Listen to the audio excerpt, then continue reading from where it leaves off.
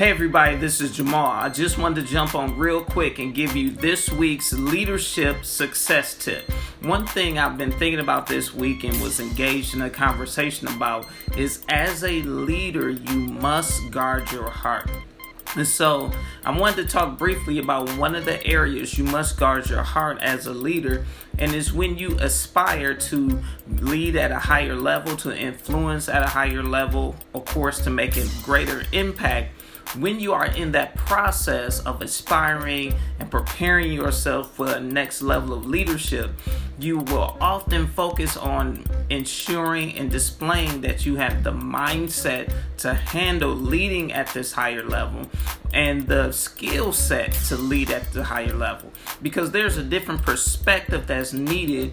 The more people that you lead, the larger the organization that you lead, the different your perspective has to be, and the greater your skill set has to be.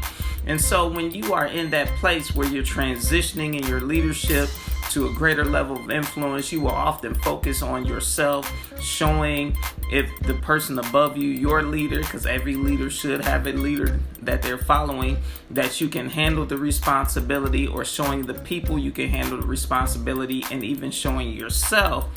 So when you're in that process, it's easy to focus on yourself, your development, your growth, which you should do. But you also must make sure that you don't get so engrossed in your self-development that you forget about developing others. The essence of leadership, or one of the essences of leadership, is ensuring that you develop other people. Make sure your environment, your culture is one that's set where other people can grow in their ability to lead, they can grow in their ability to show their skill set, and they can grow by enhancing their skills and their gifts and their talents. Because if you don't, you will stifle them, and then they will want to leave your organization. So here's 2 things you can do to test yourself, and I use this as a self-test for myself. Number 1, you have to be aware of your thoughts and your emotions when someone is selected for something that you are not.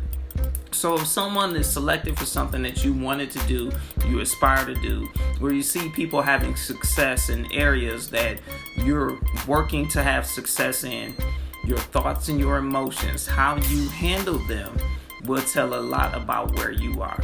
Because if you can genuinely be happy for someone else when you're not selected, genuinely be happy for someone else's success in the area you want to be successful in, you know that you are not being pulled into the realm of selfishness. And then number 2 is watch your emotions and thoughts when you don't get recognition for something or a major accomplishment. Because if you're feeding off the need for recognition, that will hinder your leadership. All right, so that's one way you can test yourself, through reflection.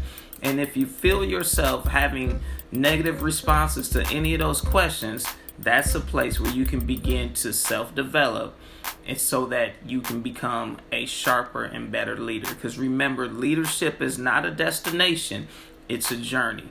All right, so that's it for this week. Be successful.